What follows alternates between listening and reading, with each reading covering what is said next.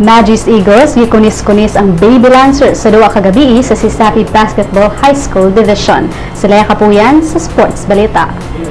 Wa nakaapekto sa Sacred Heart School at Ateneo de Cebu Magis Eagles ang ilang taas nga pahuway o ilang gikunis-kunis ang University of the Visayas Baby Lancers 69-45 sa pagsugod sa semifinal sa Sisapi High School Basketball Tournament.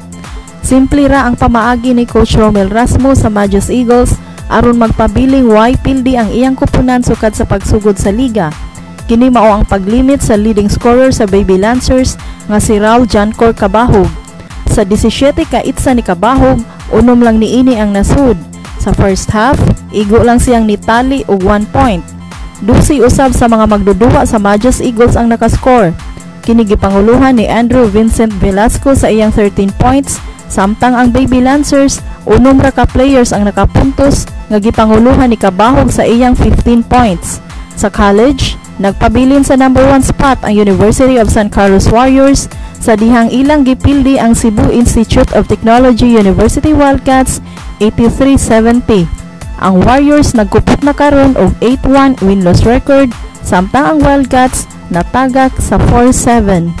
Leia Kapuyan sa Balitang Sports.